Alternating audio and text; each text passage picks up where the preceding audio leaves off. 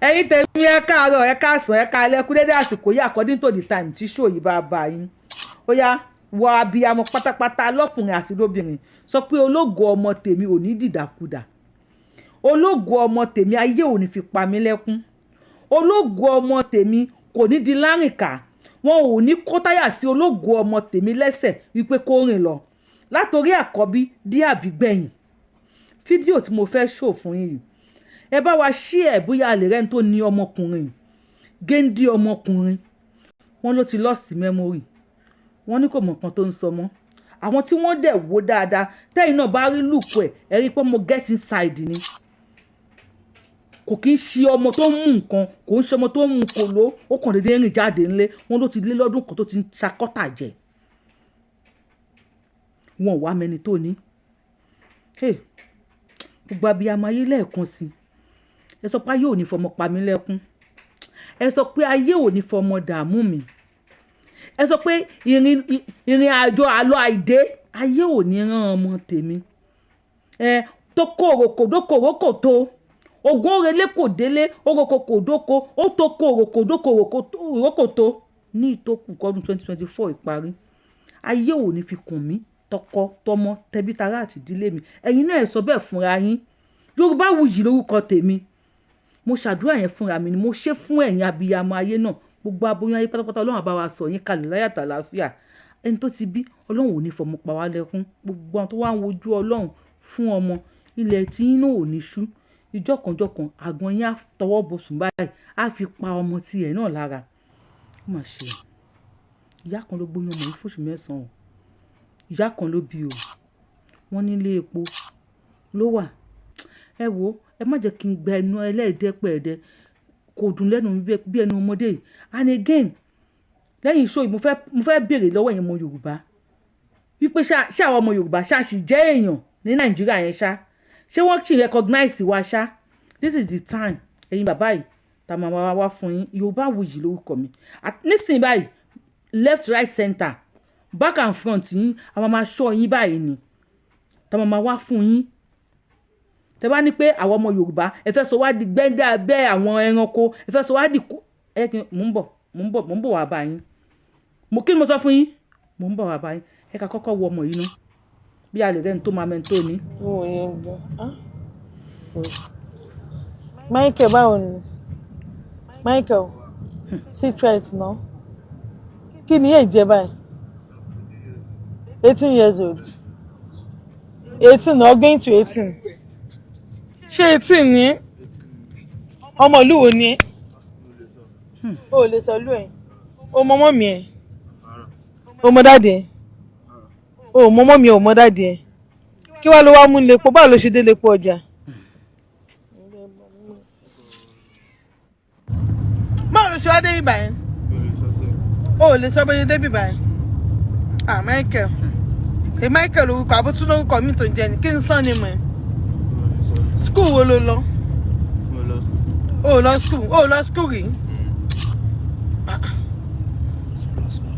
ẹ jọ̀ọ́ nítorí Ọlọ́run ẹ̀yin abiyamọ káàkiri àgbáláyé má bá mi ṣí ẹ ológo ọmọ wo ní dọmọ lọ́mọ àwọn ìyá tó ń tajà nínú ilé pọ̀ kí odò lọ́pẹ̀ mí níbẹ̀ mo ti lọ gbé Michael sí mò ń gbé lọ police station náà ní first ẹ wojú ẹ dáadáa ẹ máa ṣí ẹ ká lè get àwọn family ẹ ká lè get àwọn parents ẹ máa ṣí ẹ sínú group káàkiri gbogbo ibi tẹ́ bá lè bá mi ṣí ẹ sí ẹ wò adúrú ọmọ tó tó yìí kó ní òun ò mọ mọ́mí òun ò mọ dáadé ó ti lost memory kò mọ anything mọ́ ọ̀nà ti wà nínú ilé epo òkè odò ọjà láti past 1 year báyìí going to 2 years lọ́dún ti wà nílé epo òkè odò mò ń bẹ̀yìn káàkiri àgbáńlá ayé ó yẹ má bá mi ṣí ẹ Michael. bá wa ṣí ẹ o. Michael. ṣé bó ti tẹ̀lé mi sùn tí bá ara ń jẹ fún ẹ ṣe bó máa jẹ ṣé bó mọ̀ wọ́n mọ́ mi tọ́ wá lẹ́gbẹ̀ẹ́ ṣé bó mọ̀ wọ́n níbo ló ti mọ̀ wọ́n. ibi tí mo ti mú ẹ kò ń ṣe ọmọ tó ń fa nǹkan o kò fa kọ́kọ́ o Michael bó ti mú gbórí ni ṣé ó máa mú gbó tẹ́lẹ̀ ó ti mú kò lórí eléyìí ọmọ inú lélẹ́lẹ́ yẹ jọ nítorí Ọlọ́run ẹ̀yà bí ọmọ káàkiri àgbáńlá ayé ó yẹ máa ṣí ẹ̀ bẹ́ẹ̀ ṣe wọlé yẹn máa ṣí ẹ̀ ká máa comment ẹ jọ nítorí Ọlọ́run ẹ jẹ́ ká ó yá wòkè náà Michael wòkè ẹ jẹ́ ká lè ráwọn fámìlì ẹ o wọ́n ló ti kú òǹlé ó ti wà nù ọjà ilé epo ó ti lé lọ́dún kan tó ti wà nù ọjà almost 2 years now ló kàn máa ń rìn kiri kò ń ṣe kankan wọ́n ní sílẹ̀ máa fi mọ́ kò ń sùn o ó yẹ máa bá mi ṣí ẹ̀ ká lè gẹ́tọ̀ àwọn fámìlì ẹ̀ bẹ́ẹ̀ ṣe ń wọlé ẹ máa ṣí ẹ̀ àṣẹlágbénu ọjà yẹn ni ẹ ti rójú ẹ̀ ó ní Michael lórúkọ òun ọdún tó bá yá tún dárúkọ míì ọdún orúkọ oríṣiríṣi ló ń jẹ́ kò jẹ́ orúkọ kan kò jẹ́ méjì kò jẹ́ orúkọ kan kò jẹ́ méjì àwọn madam tó pè mí lélẹ́yìn ẹ ti rí wọn báyìí ó yẹ bẹ́ẹ̀ ṣe wọlé ó yẹ gbé máìkì sí bẹ́ẹ̀. gbà tó kọ́kọ́ dé ọmọ yìí clean pa ni. ó clean gan gbà tó kọ́ dé. tó lè rí báyìí tí ò ní ké ó wá notice pé ó máa rìn látàárọ̀ ṣùlẹ̀ ni ó dẹ̀ tún máa ń ṣake ó wá dọjọ́ kan inú ọmọ rádaràda yẹn wọ́n ṣàgbàke ike tó ṣàlọ́wọ́ ẹ̀ ó dẹ̀ fi sílẹ̀ ó dẹ̀ fi wọ́n lè dẹ̀ mú wá súnmọ́ kí ló dé kí ló ṣẹlẹ̀ ó wá ní báyìí máa ń ṣe fóun nìyẹn wọn ò fún ní kọ́kọ́ máa láti gbà yẹn láàrin àwa ti máa ń mú sọ́dọ̀ aṣáfẹ́ mọ̀ bọ́yá onígbó ọmọ ni bọ̀ kò ń ṣe onígbó ọmọ ó lè wà lọ́dọ̀ wa látàrọ̀ dalẹ́ so ẹ jọ̀ọ́ torí Ọlọ́run gbogbo ẹ̀yin tẹ́ bá mọ àwọn tó ní ẹ ní sọmọ nu o. ẹ máa ṣí ẹ bẹ ṣe ń wọlé ẹ máa ṣí ẹ ní sọmọ nu o ẹ wá dúró ọmọ géńdé báyìí. ẹ wo kò sábì ọmọ tó máa rọmọ yìí nínú ọjà táwọn yóò ní ṣe kò sí nǹkan tí ó lè jẹ ó máa ń ṣakọ́tà jẹ egungun àjẹkù gbogbo nǹkan bẹ́ẹ̀ yẹn fún àjẹkù nǹkan tí ẹ̀dá Ọlọ́run kò lè taste lọmọ yìí máa ń tó ti jẹ bẹ ṣe wò yìí ẹjọ arógo gbogbo jẹ òní gbogbo ọmọ yín jẹ ẹ ràn wá lọ́wọ́ lórí ọmọ yẹn jọ torí Ọlọ́run. ẹjọ ẹ máa ṣí ẹ sí gbogbo group tó bá lè ṣí ẹ sí mò ń bẹ̀yìn ní orúkọ Ọlọ́run ọmọ wo ò ní dídàkudà mọ́ wa lọ́wọ́ o ọmọ wo ò dẹ̀ ní ráàrin sọnù lágbára Ọlọ́run àwọn òbí ẹ̀ lè ti máa wá láti gbà pípẹ́ kó ti máa wá kó máa mọ ibi tó wà bọ́tẹ́ máa ṣí ẹ bẹ́ẹ̀ bá ṣe ń ṣí ẹ lẹ́fí ẹ̀pù wa òun ló máa jẹ́ ká tètè rọ́mọ ẹbí àtàrẹ́ ẹ wò dáadáa ìwọ tó bá mọ̀ rí. ó ti pèrè ní Israel rí. ok orúkọ tí ó ti pèrè. ó máa pèrè ní Israel ló máa pèrè Michael orúkọ oríṣiríṣi ọmọ Ifọ̀. abẹ́kòkò báyọ̀ ń tọ́ ni bóyá arọ́ ni à lè sọ torí àwọn náà ti gbá research lé lórí dáadáa ká tó pe àwọn tó wá mú yìí ẹ jọ̀ọ́ torí ọ á rí i pé ó ti lose memory. ó ti lose memory kò mọ anything mọ́ ẹ jọ̀ọ́ máa ṣí ẹ gbogbo ẹ̀yin tẹ̀ ń wọlé báyìí ẹ máa ṣí ẹ ọmọ inú lélẹ́yìí o kò ń ṣe ọmọ onígbò kò ń ṣe ọmọ oníkòló ẹ wojú ẹ dáadáa ó yẹ máa ṣí ẹ ìwọ tó ti ń wọ ọmọ tó mọ̀ pé Michael àbí Israel orúkọ oríṣiríṣi ló máa kí ló orúkọ mi wo ló tún jẹ́ lẹ́yìn Israel. Michael lẹ́yìn Michael nǹkan. nǹkan tó gbé wá nìyẹn tó bá yá tó sọ nǹkan mi. bàbá ní kó wẹ̀ a ní wọ́n ní kó máa wẹ̀. àná mo bẹ̀. àná sọ pé kó máa wẹ̀. a ní wọ́n ló wò gbà mọ́mí ẹ̀ má jẹ lẹ́yìn a sọ pé kó gẹrun orí ẹ̀ yìí ó ní ká jẹ́ kó di next year. èmi náà ti béèrè lọ́wọ́ ẹnu ọjà ó ní ó di next year January. so bó ṣe ń sọ lóríṣiríṣi. ẹ jọ̀ọ́ ẹ máa ṣí ẹ máa ṣí ẹ máa ṣí ẹ ẹ máa ṣí ẹ sí gbogbo inú gúrùpù tẹ bá mọ̀ pé lè ṣí ẹ sí lórúkọ Jésù orí ọ.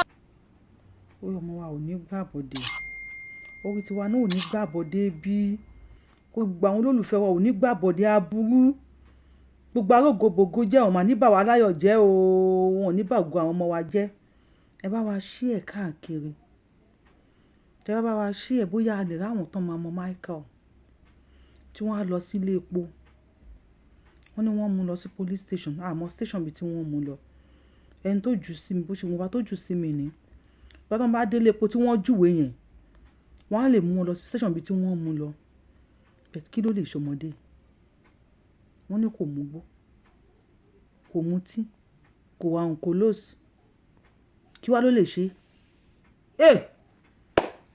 gbogbo ẹnikẹ́ni tá a bí nínú obìnrin àbí wọ́n fi abẹ gbé jáde nínú ìyẹ́ tó bá ní pò ń fẹ́ ti bí ọmọ bá mi jà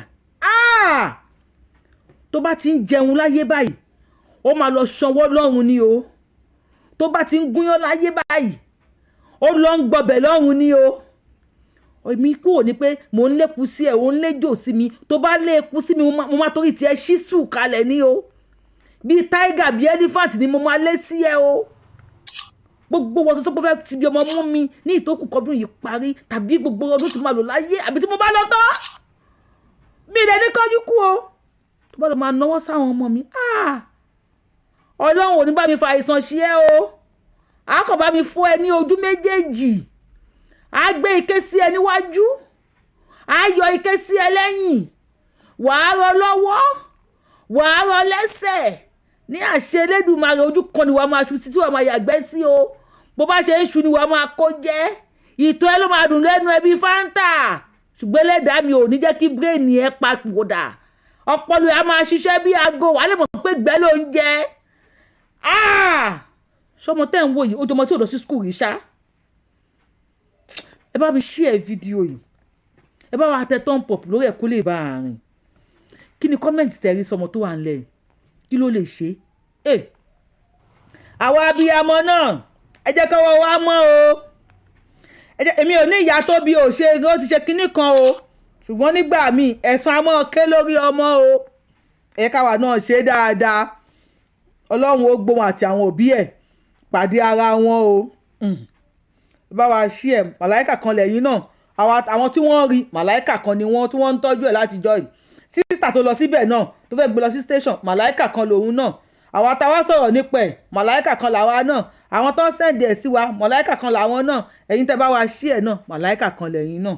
Ọlọ́run ò ní sọmọ wa nù. Ẹ bá mi wo fídíò ìtorí fídíò eléyìí. Ẹ̀yin bàbá yìí, fídíò ti ẹ̀kọ́ fọ́tò ni mo fẹ́ kẹ́ bá mi wo méjèèjì. Mi fẹ́ pẹ́ lórí ẹ̀, mo fẹ́ kẹ́ jọ́ọ̀jì ọ̀rọ̀ yìí. Ṣé ẹ ti ń wò? Ta lẹ̀ ń rí lọ́wọ́ ọ̀tún yẹn? Mo mọ̀ fi fọ́tò yẹn cover ara mi ni o. Kẹ́ lè bá a rí dáadáa, mo mọ̀ fẹ́ ni. Kẹ́ lè bá a rí dáadáa. Ta lẹni tẹ́ rí lọ́wọ́ òsì yẹn? Ṣé ti wò dáadáa? Mo mọ̀ fẹ́ kẹ́ lè bá a rí dáadáa ní ẹ kúlé. Mo ti dé padà. Ẹ jẹ́ kẹ́jọ fọ̀rọ̀ jómi tó rọrọ̀ láàrin èmi àti yín. Ta ló kó handcuff sí lọ́wọ́ tẹ́ rí tẹ́ ń wò yẹn? Ta lẹni tí wọ́n kó handcuff sí lọ́wọ́ yẹn? Fẹ́yìn tẹ́ ẹ̀ bá mọ̀ Délé Fárótìmí nìyẹn. Tí wọ́n sọ wípé ó ṣe bàbá kan ní Nàìjíríà. Mi ní sọ pé ó ṣe bàbá kan. Tí wọ́n sọ wípé because kóòtù ò tí ì dájọ́. Kóòtù ò tí ì pè ní accuse, mi ò lè pè láccuse. Tó sọ pé ó ṣe bàbá wa kan. Ọ̀ bàbá kan nílẹ̀ Yorùbá. SAN Afẹ́ Babalọ́lá Délé Fárótìmí ọmọ Yorùbá ni wọ́n kó handcuff sí lọ́wọ́ yẹn láti correctional center nínú ẹ̀wọ̀n. Àdàpé olè lọmọ wọn ń fẹ́wọ́. Àdàpé ẹ̀wọ̀n ní correctional center. Ẹdún náà Yorùbá mélòó ló máa lọ sẹ́wọ̀n nù ní Nàìjíríà yẹn? Délé Fárótìmí ni wọ́n kó ṣẹ̀kẹ̀ṣẹ̀kẹ̀ sí lọ́wọ́ yẹn. Bóyá ó dòdì fàdíyà ni èmi ò tí mọ̀. Ẹlẹ́ẹ̀kejì tẹ́ ń wò yẹn ó ní Yàyà Bello. Ọmọ ìlú wo ni Délé Fárótìmí? Ta lẹni tí Délé Fárótìmí ṣe ọmọ ìlú wo ni? Now Yàyà Bello lẹ́ ń wò yẹn. Ọmọ ìlú wo ni Yàyà Bello? Yàyà Bello tí wọ́n sọ pé ó kò bìtìbìtì ẹgbẹ́lẹ́mùkú owó. Bẹ́ẹ̀ owó. Tí wọ́n ní wọ́n tírèsì. Wọ́n rí pé ó kó owó. Ọdún tó fi ṣe gómìnà Kogi State. Gbogbo alamọ bọ́nà ṣe rí. Yàyà Bello ló rìn majestically yẹn. Gengestically. Gíní ọ̀run ẹ̀ nǹkan tó ni. Statue mu gíní yẹn ni. Gíní yẹn ó dúró kankan lọ́rùn ẹ̀ ni. Dàńdógó yẹn ó dàbolẹ̀ délẹ̀ ni. Ó gẹ̀mbẹ́ tí gọ́fìlà ẹ̀ ní. Security lẹ́gbẹ̀ẹ́ lọ́tún lósì. Èrà ọgbọ́dọ̀ rìn bẹ́ẹ̀ yẹn. Àbí? Tó máa lọ́rọ̀ ẹ̀yin bàbá wa. Àbí ẹ̀yin bàbá Yorùbá. Nílẹ̀ Yorùbá tí wọ́n pa ẹ̀yin bàbá yìí ọ̀rọ̀ yín ò sú mi. Mo parọ́ ni. Tí bá ní ọ̀rọ̀ yín kò sú mi kó gọ́ mi. Mo ń kọ́ ń tàn yín ni. Ọ̀rọ̀ yín ti sú mi. Lọ́wọ́ yìí nísìn a máa kọ́ọ̀mù fún yín. Àfi fídíò yín tí wọ́n bá jù sí mi ni mi ní sọ̀rọ̀ lórí ẹ̀. Àfi fídíò yín ẹ̀yin bàbá generally gbogbo yín látọ̀rọ̀ bàbá Bọ́lá Ahmed Tinubu tó òun ṣì lọ lórí ilẹ̀ Yorùbá lé ní nísìn. Ṣé bó ni president Nàìjíríà tó jọ ọmọ Yorùbá òun ṣì lọ lórí nísìn lórí gbogbo ẹ̀yin lọ́ba. Ayé àtijọ́ ni pé ẹnu ọmọ ò gba ìyá mi ẹ pàdí mọ́. Ayé tá wà yìí ẹ ṣáà ti rí ayọ̀ tó sá kúrò nílé fídíò tí mo jùlẹ̀ lánàá àti ní ayé Isiaka àbẹ́lọ́n pé Abraham ó ní kó lọ gé Isiaka lọ́rùn àbí kó lọ pa Ismaila ayé ìgbà yẹn ti kọjá ayé kí ayọ̀ kó sọ pé ayọ̀ la máa fi ṣọdún o kí ayọ̀ dẹ̀ wò yí àti wàbẹ́bà kó dẹ̀ sá kúrò nílé ayé yẹn la wà báyìí o tẹ́nu wọ́n bá gba màmí ẹ pàdí mọ́ ẹnu wá gba ká mọ bá ṣe máa sọ with pẹ̀lẹ́pẹ̀lẹ́ màmí ẹ jòkó dáadáa lọ́wọ́ yìí sí àwọn tí wọ́n mọ èpè fi bá yín sọ̀rọ̀ wọ́n máa ṣépè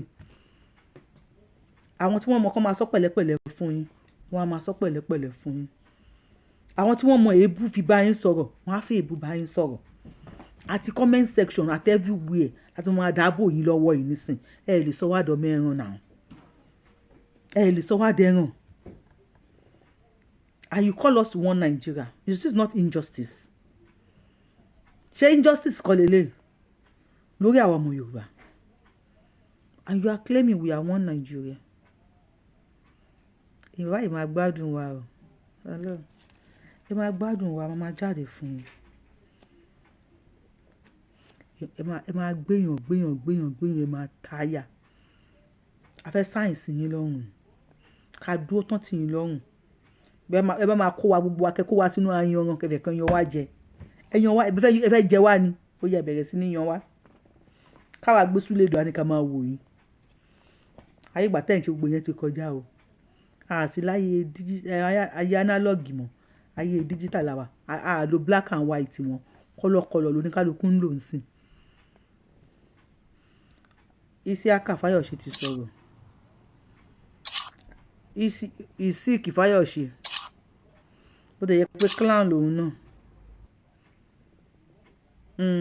cloud chaser làwọn náà àbọ̀ nǹkan níjọ́ kìíní àná bẹ̀tí nígbà míì in some nonsense there is sense fídíò ẹ̀ màá wá mú fídíò kan tí màá fi báàkì ọ̀rẹ́ pé èyí tó sọ yìí ṣó make yes àbí ó mú no sọ̀rọ̀ Isiaka.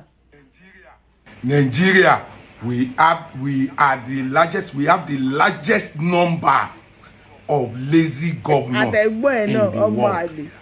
Nigeria, I repeat, we have the highest number of lazy governors in the world. Ebonyi State, they have limestone. Their governor is not doing anything about it. He just come to Abuja every month to collect money and go back. No single factory there, and they have the largest deposit of limestone. Enugu coal, all of us know, we know how much they are selling coal in international markets. Check it on your phone. But the governor rather come to Abuja to collect allocation every month. Sanfara, gold, the governor, they look away. You know, consign me. Shebi, I'm going to Abuja to collect money. And they are using helicopter, private jet to come and carry his gold away. Because if we go to Abuja and collect allocation, Ondo State, the largest, world second largest deposit of bitumen, even Ondo State, no get road. They no get factory. Even the road where Ondo State get, na import dem import am, but the bitumen wey dem import dey under their feet. Ekiti State, agrarian state. Ekiti State cannot produce single Ekiti yam or single Ekiti product. They even build airport. They lock the airport after commissioning it because they know they are going to Abuja at the end of the month to collect allocation. They use 3 billion to clear land when they can buy tractor. Aba is the biggest market in West Africa. But they sit at home every Monday. Sit at home. Akwa Ibom has the longest sand beach in the world. One of the longest. No single tourist. They didn't even advertise it for tourism. Now laziness. Our governors are very lazy. All they know is come to Abuja, collect allocation, bully your local government, President Tinubu, this your tax reform is one of the best. No going back. No room for lazy governor. Stop spoon feeding them. Let them go and generate revenue. God bless Nigeria. God bless Yoruba land. Ọ̀rọ̀ tó sọ ṣọ́rọ̀ lórí pípé ni àbí kì í ṣọ́rọ̀ lórí pípé?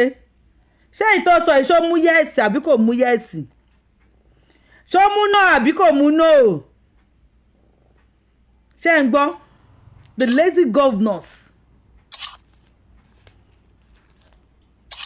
Everywhere nílẹ̀ Yorùbá náà ní góòdì wà o. Àgàgà Ọ̀yọ́ state àti Ògùn state. Àwọn òkè Ògùn yẹn wọ́n ṣe ń pa wọ́n nípakúpa. Ṣùgbọ́n àwọn governors yẹn, I don't even know the country they think they are building for their children. If they think they are building the country down for their children, which country are they building? They will call themselves elites. The elites, where are the elites? The elites that their children are schooling abroad. The elites tí wọ́n ò lè wúkọ́ pẹ́kẹ́ kí wọ́n lọ sí hospital ládùúgbò àfitọ́mádé ìlú òyìnbó. The elites tó yẹ pé many of them finú fẹ́dọ̀ kan náà fi ra Range Rover torí pé náà ò dáa ni. All the elites tí wọn ò lè jẹun confidently nínú yàrá wọn, tí wọn ò lè rìn ní títì confidently. The elites tó bá ń bọ́yàwó wọn sùn nínú ilé, security gbọ́dọ̀ wà ní surrounding. The elites tó ń bọ́yàwó wọn sùn tíyàwó wọn ò lè gbin sókè dáadáa, a máa gbin nínú àgbin sínú ilé gbin kò gbọ́dọ̀ gbin bọ́ta káwọn security bá bàa mọ ringing tone madam. They still call themselves the elites. The elites, are they elites? Honorable, they put honorable in their name. Where is the honor in their name? Tell me the honor tó wà ní orúkọ wọn. Àwọn olórí ẹrú, olówó kan láàrin mẹ̀kúnnù 59, 60 olòṣì ló wà ní compound. If you see one olówó láàrin mẹ̀kúnnù 59, just know that you have 60 olòṣì nínú compound. It's a country of over 200 million people. And 70% will only live in abject poverty. Are you not ashamed of yourself? Wo Isiaka, jẹ́ fi fídíò yìí support ọ̀rọ̀ tó sọ. Ẹni ibi ní tí mo mọ̀ rí balùwẹ̀. Continue. It will kill you one day.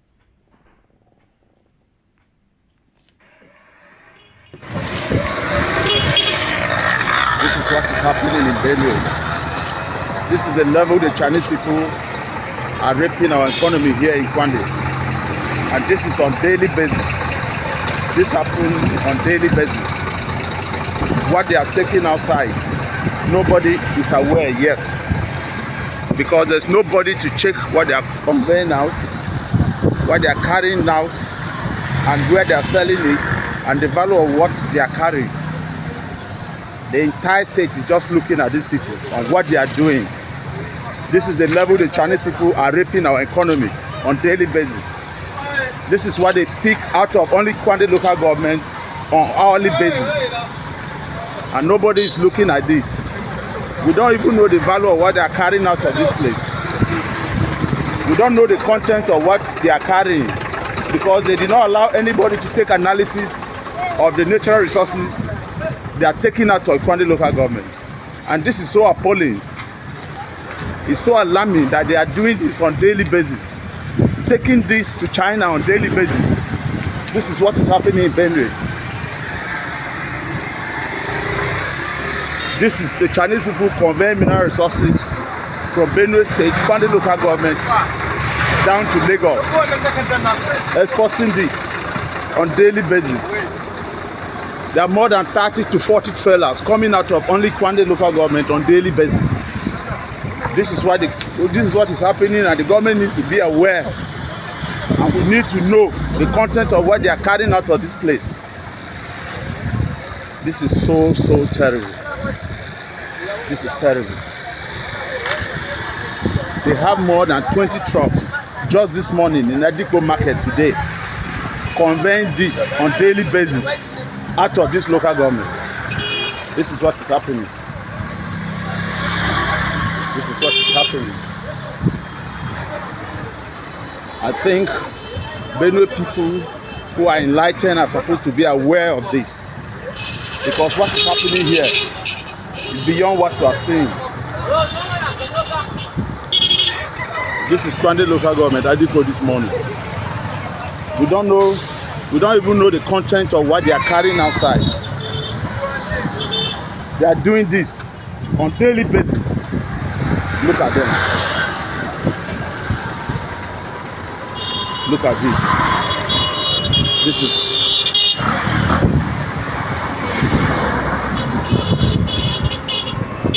This is Adiko this morning. This is Adiko this morning. Evacuation of raw materials to Asia on daily basis.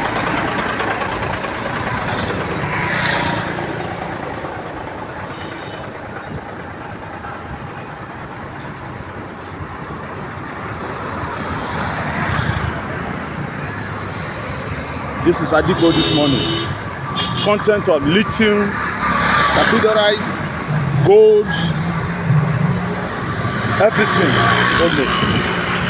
They're carrying it out of this place.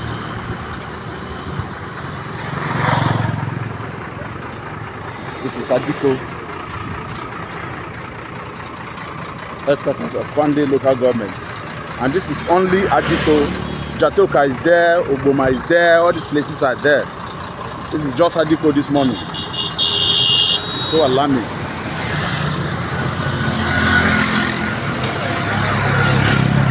Dákun ṣe é fẹ́ bá ti àjẹ́ ni. Irú èpè wo la lè gbé yín ṣe náà? N ò ní ṣe pé. Ṣùgbọ́n ẹnu mi ò ní dákẹ́. N tí ọ̀dà ni ó gbẹ̀yìn ọ̀rọ̀ yìí. Adípò àbí Ajípò, just a local government ni wọ́n ti ń wa 20-30 trailers jáde everyday.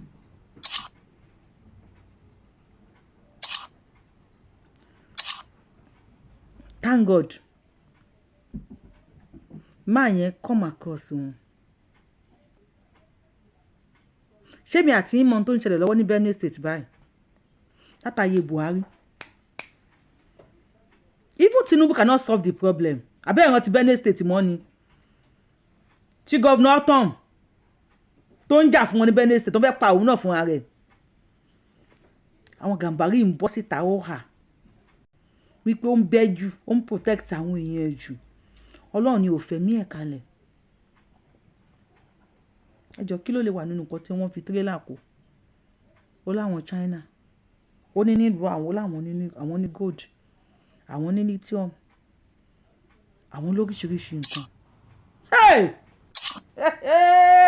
Wèrè o! Àwọn olórí Nàìjíríà yìí wèrè ló pọ̀ nù wọn o. And they say Nigeria is poor. Ohun tí wọ́n wà sínú tírélà yẹn kí lẹ́yìn lérò pé ó lè jẹ́. Inú ẹ̀kan jẹ́ ká jọ fọ̀rọ̀ jómi tó rọ ọ̀rọ̀ láàrin ara wa. Kí lè pọ́n tán wà sínú tírélà yẹn lè jẹ́? Kí ló lè jẹ́? Nigeria government wọ́n gbà kí wọ́n tàbí arúgún wọn. Wọ́n lè ta odidi bakery. Kò ṣáà ti fún wọn slice búrẹ́dì méjì. Tó bá wá fẹ́ pa wọ́n kú, ó bá wọn fi bọ́tà díẹ̀ rà tàbí ó bá wọn fi bámà sí. Kọ́kọ́rọ́ bakery àti láńsẹ̀ àti ìwé ilẹ̀ àti ìwé tó ń fi kọ́ bakery ṣé náà máa kó lé ẹ lọ́wọ́. Ohun tí wọ́n bá ń jẹ lẹ́nu báyìí, ó ní wọ́n mọ̀. According to what the man said, pé àwọn Chinese ni wọ́n evacuate àwọn kan nílùú àwọn. Chinese kan kò dédé ń bọ̀ láti ìlú ẹ̀. Ó kàn dédé wọ plane. Kò mọ ibi tó ń lọ o. Ó kàn dédé bọ́lẹ̀. Ó dédé lọ sí ẹ̀pọ̀ mọ̀ àbí ló pé local government wọn. Ó dédé gbé tírélà wọ ọbẹ̀. Ó dédé wọ́n á jáde. Àwọn wèrè tán ń rúlù wa lọ́wọ́ yìí wọn ò kí ẹ̀. Pé the next 5, 10, 15 or 20 years to come, bóyá earthquake lè máa ṣẹlẹ̀ ní Nàìjíríà. torí China wọ́n á wá anything wáìbù, wọ́n á dìgì anything dìgèbù. Ilé bá padà máa wá rí lọ́jọ́ iwájú, wọ́n á kó anything kó ebù. Tọ́jú àwọn àpàlà àwọn tó wà ń bẹ̀ ṣé kán ti fún wọn lówó kọjá sí ti nǹkan bẹnu ṣíọ Chinese á fún wọn ní tán fẹ́. Tọ́ bá wá kó gbowó náà nǹkan bọ́ná máa kó sí, wọ́n á kó lọ báǹkì lọ Amẹ́ríkà. Àwọn wèrè wọ́n á kó lọ sí báǹkì ní UK, wọ́n á lọ sí báǹkì ní China.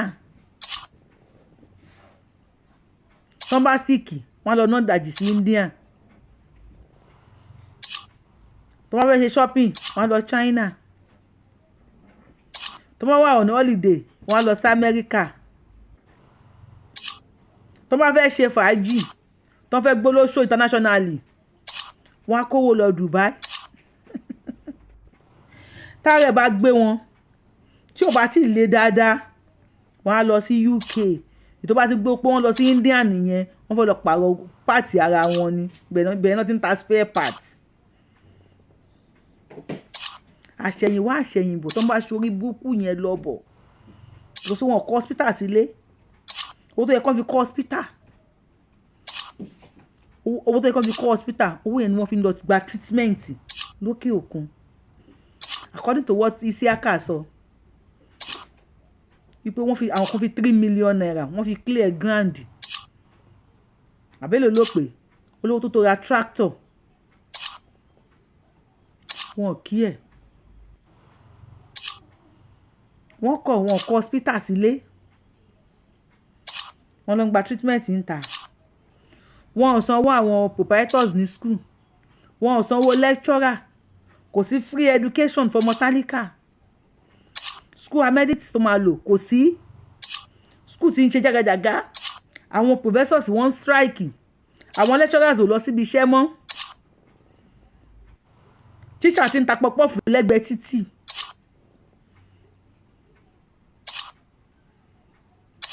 Wọ́n ń fowó wa wọ́n fi ń sanwó yunifásítì àwọn ọmọ wọn lu òyìnbó. Ẹ jọ sórí Ọlọ́run, ṣé àwọn àtàwọn ọmọ wọn lè àwọn náà ṣé àwọn àtàwọn ọmọ wọn lè jọ dúró sí kọjọ hug ara wọn? They play. Orí fóònù làwọn ọmọ àwọn náà ti ń wo ọmọ wọn tó mu kòlósì lọ́wọ́. Wọ́n bá pè á sáré pa gbèsègbè kan. Hey daddy, hi daughter. Ọmọ ti mu rànrànṣ. Ní tó bá máa ń ṣùn tó bá ti sùn lọ tí ò lè gbé fóònù.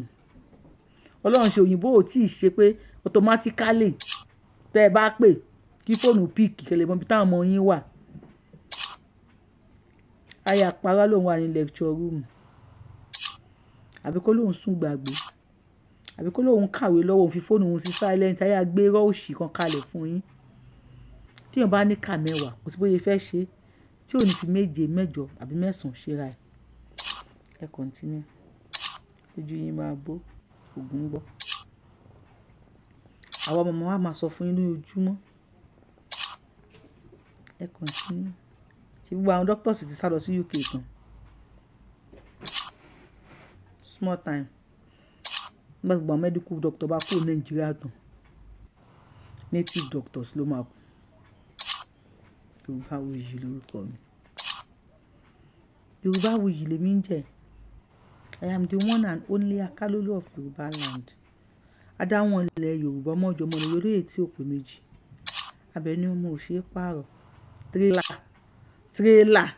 Tírélà ni wọ́n fi ń wá nǹkan ní epo mu àbíbo náà pè ní Benue State. Àbáyọ tí wọ́n ń pa wọ́n Benue State lójoojúmọ́.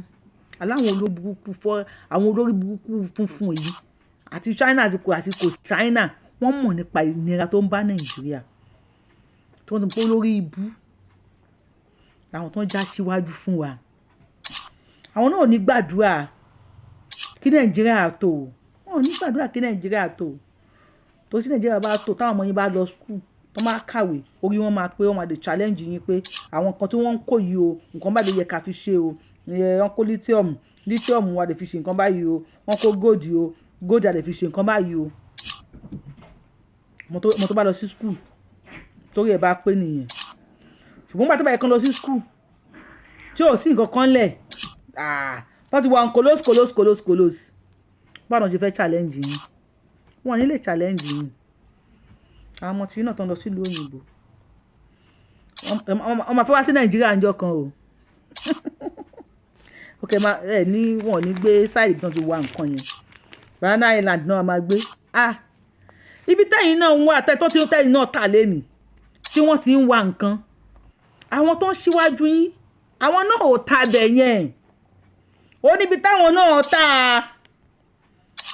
ibi tẹ́yìn náà ń tà lẹ́nìí àwọn next one tó ń bọ̀ lẹ́yìn yín náà ò ní ta bẹ̀ yẹn Banana Island kíní kan Island tẹ́fẹ́ lọ gbé sí fáwọn ọmọ yín ìyẹn làwọn náà máa ta nígbà yẹn ẹ̀ ní lágbára mọ́ tẹ́ bá sọ̀rọ̀ wọn ni kẹ́ keep quiet ni tí Buhari bá sọ̀rọ̀ sáyẹn kí làwọn máa ṣe àwọn èèyàn máa rẹ́rìn-ín Ọbásanjọ́ tó bá sọ̀rọ̀ nísìn gbàgbó sínú máa fọ́ Ọbásanjọ́ Babangida tó bá sọ̀rọ̀ nísìn àwọn èèyàn máa fi ṣe yẹ̀yẹ́ ni ń tẹ̀sọ̀ àwọn èèyàn dà everybody on kolos everybody wà everybody ò serious mọ́ Nàìjíríà on kolos ni so bí tẹ́ believe pé táwọn èèyàn máa dé ẹ ti kọ́lé sí kinní kan fún wọn ẹ ti kọ́lé sí kinní kan fún wọn àwọn tó wà máa jẹ lẹ́yìn yín náà bẹ́ẹ̀ làwọn náà máa gbé ta o ẹ ń kó àmọ́ yín náà máa wà ń bẹ̀ wọ́n ti dájú bí ọṣẹ àwọn ọmọ yín wọ́n ti dájú àjọṣe lọ wèrè tẹ́yìn ṣe ń sìn ẹ wò ó junior ló máa jẹ́ sí ọ̀sìn ohun táwọn ọmọ yín tẹ kó síbẹ̀ máa ṣe wọn ò ní kí ẹ̀ àwọn ọmọ tálíkà náà bí àwọn ọ̀dẹ̀ máa fọwọ́ lẹ́rìn àmà wò wọ́n àbí sọ àkókò lágbára kankan àbí God dey na poor man's prayer àwájí láàárọ̀ ká ṣàdúrà ká kírun ká lọ ṣọ́ọ̀ṣì ká lọ ṣàdúrà ká képe lédùmarè àbí tó máa ṣèwúre láàárọ̀ á ṣe ìwúre kí lára fẹ́ ṣe ipá wa ò ká yín ẹ̀yin nu ọlọ́run Yorùbáwùyí lórúkọ mi Yorùbáwùyí lèmi ń jẹ́ if you are seeing this page for the first time I am the one and only Akalolu of Yorùbá land adáwọn ilẹ̀ Yorùbá ọmọjọ ọmọ lọ yorùbá tí ó pè méjì abẹ ní ọmọ òṣèré pààrọ̀ ẹni tó máa pààrọ̀ tí wàá adéwájú federal government tẹ́ bá sáìn ẹ̀ adéwájú Elédùmarè tó sọ fún yín pé yòókì ọlọ́run lójú lásán o àkúbi 99 times yes tó bá padà wá sáyé kó wá di Mètúsélà kí lẹ rí sí tó ṣẹlẹ̀ yìí ọmọ tí wọ́n rí Michael abikilópo kẹ̀ kí lẹ́yìn òpó lè ṣe tó fi lè rí bẹ́ẹ̀ tó fi lè lose memory yẹ kí lẹ òpó lè ṣe ṣó lè jẹ́ dementia I don't think so kí lẹ òpó lè ṣe ọlọ́run ò ní fọmọ pa wá lẹ́kùn èmi àti yín o ọ̀rọ̀ Délé Fárótìmí tó kánkọ́f sí lọ́wọ́ kí lẹ rí sí ẹ̀yà bẹ́rẹ̀ lóhùn majestically yẹn ẹgbẹ̀lẹ́mùkù táwọn láwọn àgbà tó dáa tó láwọn àgbà tínú tọkàn wọn balẹ̀ lé lórí ẹ̀yin inú ọlọ́run kí ni mo sọ fún yín ẹ̀yin inú ọlọ́run if you have not ṣe àti tẹ́tàn pọ̀ lórí show yìí tẹ́ bá ti subscribe sí YouTube channel mi kí lẹ́yìn lóde ẹ subscribe sí YouTube channel mi tẹ́ bá gbádùn nǹkan tá à ń ṣe tẹ notification yìí sí all mi wọ́n ti polówó tap send ẹ bá mi download tap send app tó máa fi ń send owó ni sí anywhere ní Nàìjíríà any state ní Nàìjíríà anywhere tẹ bá wà tẹ bá download tap send lákòókò tẹ bá kọ́kọ́ fẹ́ àgàgà àsìkò ọdún yìí àkọ́kọ́ tẹ bá kọ́kọ́ fẹ́ ju owó sílé ẹ má gbàgbé láti lo promo code mi Abiola TTS ilẹ̀ ń wò lẹ́gbẹ̀ẹ́ mi yẹn Abiola tap send òun náà ni Abiola TTS ẹ̀kọ́ máa ṣọ̀tẹ̀ ni ẹ̀yin náà ẹ máa gba bónọ́ọ̀sì àbí òun anílà ná ní aṣẹ́wó ń kí yín o àbá kì í ṣe aṣẹ́wó gbogbo owó là ń ṣẹ́ dọ́là ń ṣe pa à ń ṣe euro gbogbo owó là ń ṣẹ́ ẹ tó bá ti rí mi pè mí ní aṣẹ́wó tap send o aṣẹ́wó ń kí yín o ẹ̀ ní dààmú ẹ̀ ṣe mo dúpẹ́ I love you so much. Ṣé you no love me? Báwo ni àná Monday ṣẹ́ta? Kí làwọn ń tata wà ní jẹ́ kí n máa lọ. Ẹ wẹ fún mi ní next show. Ẹ tí kọ́ ti kìíní. Kí ni kí n máa sọ? Èyí ọ̀kan tí mo fẹ́ sọ mọ́. Mo ń lọ. Ẹ̀yin bàbá yìí. Ẹ fẹ́ sọ wá di olórí burúkú àbí? Ọlọ́run ò ní gbà fún un. Ògún ni mo sọ. Ọlọ́run ò ní gbà fún un. Ọlọ́run nígbà fún yín má ní kí n fi gbogbo nǹkan tó wà ní inú mi tó wà ní ẹnu mi báyìí àbí tó wà nínú mi kí n pọ̀ síta fún yín mo lè bẹ́ èpè fún yín see you on my next show ẹ ṣé tí mo bá sọ ohun tó máa tó jù ẹ ṣé ó dàbọ̀.